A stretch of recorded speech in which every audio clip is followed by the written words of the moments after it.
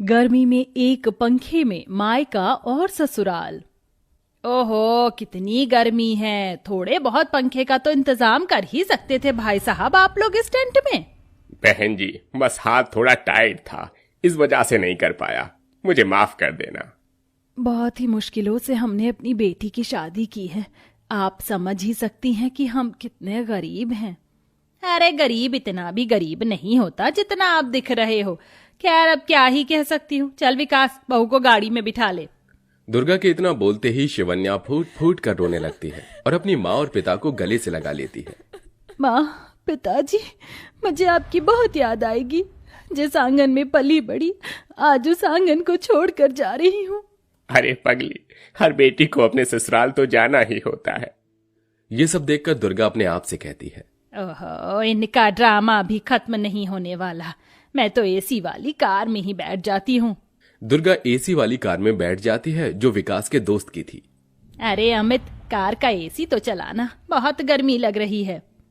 Amit car का AC चला देता है। कुछ ही देर में शिवन्या अपने पति के साथ कार में बैठ जाती है और अपने ससुराल पहुंच जाती है, जहां उसकी ननद उसका गृह प्रवेश करती है। आ जाओ भाभी, इस घर में आपका स्वागत है। पूर्वी गृह प्रवेश करके शिवन्या को घर के अंदर लेकर आती है।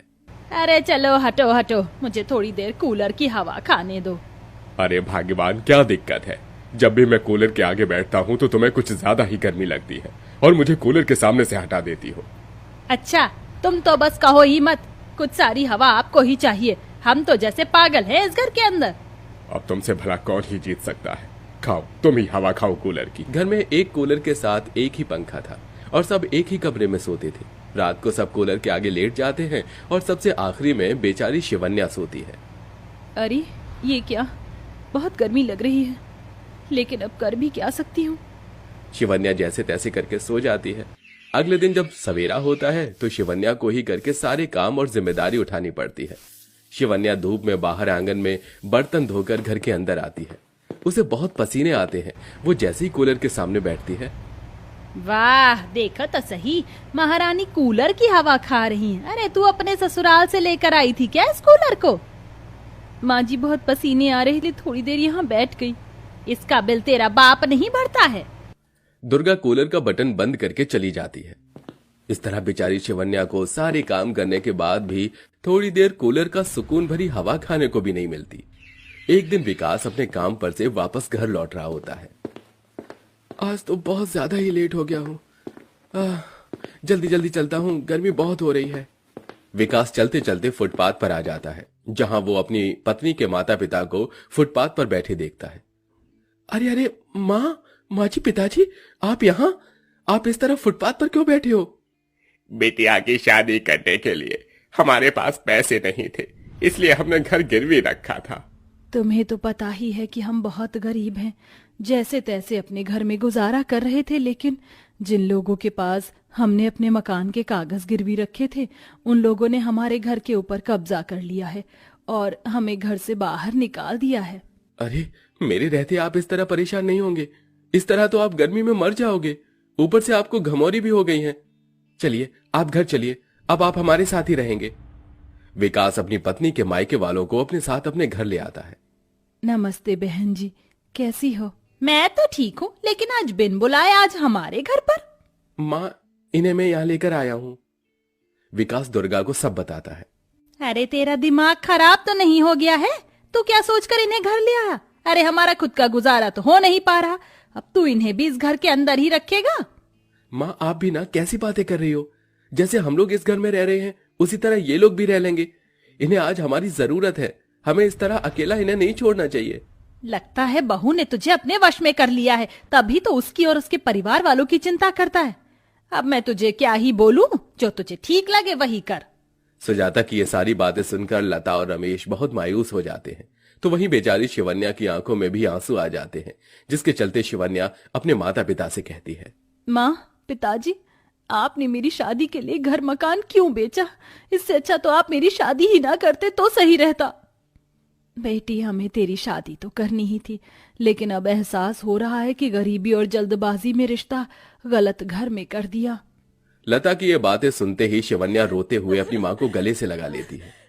अब एक ही घर के अंदर ससुराल और मायके वाले जैसे तैसे करके अपना गुजारा कर ही रहे थे कि अचानक से कूलर खराब हो जाता है, जिससे घर में और भी ज्यादा गर्मी हो जाती है। हे भगवान, ये क्या, जब से इस घर के अंदर हमारी नई बहू आई है कोई ना कोई काम खराब हो ही जाता है। आज देखो ना, हमारा कूलर भी खराब हो गया। अब इस गर्मी में हम लोग कैसे गुजारा करेंगे? मुझे तो लगता है बहू के पैर ठीक नहीं हैं। कहीं हमारी बहू अपशगुनी तो नहीं है? दुर्गा के मुंह से ये बातें जब शिवन्या और उसके माता पिता सुनते हैं तो उन्हें बहुत बुरा लगता है। रात भर अब बहू के मायके और ससुराल वालों को एक पंखे के नीचे ही सोना पड़ता है। किसी को भी पंखे की हवा सही से नहीं लगती और सब पूरी रात परेशान हो जाते हैं। ये देखकर अगले ही दिन शिवन्या काम करने के बारे में सोचती है। इस तरह मेरे पति अकेले घर का खर्च कब तक उठाएंगे? मुझे अपने पति की मदद करनी चाहिए। अगर मैं भी कमाऊंगी तो उन्हें थोड़ा सा साथ मिल जाएगा। काश कि मैंने तेरी शादी कोई अच्छे घर में की होती। कम से कम ये दिन तो तुझे देखने नहीं पड़ते। ये सब हमारी ही गलती है बेटा। इस तरह शिवन्या सुबह आंगनवाड़ी में बच्चों को पढ़ाने का काम पकड़ लेती है और शाम को एक अमीर घर में खाना बनाने का काम पकड़ लेती है, लेकिन इसके बारे में वो किसी को नहीं बताती। एक दिन शिवन्या की माँ लता ही उससे पूछ लेती है, तुम रोजाना सुबह शाम गायब रहती हो, कहाँ चली जाती हो? वैसे तुम्हें सब कुछ जानती हूँ, लेकिन मैं तुम्हारे मुंह से सुनना चाहती हूँ। एक माँ से उसका बच्चा क्या ही छुपा पाएगा? माँ, आपको पता चल गया है कि मैं काम करने लगी हूँ। हाँ बेटी, मैं जानती हूँ, लेकिन तू जानती है ना तेरी सास कैसी है। अगर उसे पता चला तो तुझे 100 बात सुनाएगी। मुझे अपने पति की हेल्प करनी है और साथ में इस घर के अंदर एक कूलर पंखा दोबारा से लगवाना है ताकि किसी को गर्मी में मरना ना पड़े। ऐसे ही शिवन्या बहुत ही स्ट्रगल करती है। उसे घर के सारे काम भी करने होते हैं और साथ में उसे छुप छुप कर नौकरी पर भी जाना पड़ता है। एक दिन दुर्गा शाम के वक्त लता और रमेश से कहती है, अरे बेटी के ससुराल में आने के बाद मुफ्त की रोटी तोड़ते हुए शर्म नहीं आती क्या तुम्हें? मुझे तो लगता है बिल्कुल ही बेशर्म हो। तभी वहां ऑफिस से शिवन्या वापस घर आती है और वो ये सब सुन लेती है। उसके हाथ में एक पंखा और एक कूलर होता है। देखो तो सही, क्या कहने, एक हाथ में पंखा है तो एक हाथ में कूलर। किसका है ये सब मेरा है माँ जी, मैं लेकर आई हूँ। आज मुझे मेरी पहली तनख्वाह मिली है, बस इसी की खुशी में। शिवन्या कूलर और पंखा अपने कमरे में लगा देती है, जिसके बाद उसका कमरा बहुत ठंडा हो जाता है। अब से शिवन्या अपने माता पिता को अपने कमरे में ही सुलाती है। उनका ये प्यार देखकर दुर्गा को कहीं न कहीं अपनी गलती का भी एहसास होने लगता है। मैंने जो अपनी बहू के साथ किया वो बिल्कुल भी ठीक नहीं है। मैंने उसे बहुत सताया और उसके साथ साथ उसके मायके वालों को भी। बेचारी मेरी बहू इतनी मेहनत करके एक पंखा और कूलर लेकर आई है आज। अगले ही क्षण दुर्गा रमेश और लता से माफी मांग लेती है। ये देख शिवन्या को अच्छा लगता है कि उसकी सास को अपनी गलती का एहसास हो गया है और उसका ये बदलाव देखकर शिवन्या बहुत खुश होती है। किसी को कोई परेशानी नहीं करती। कुछ समय बाद लता और रमेश अपना कर्ज उतार देते हैं और वापस से अपने घर में रहने के लिए चले जाते हैं।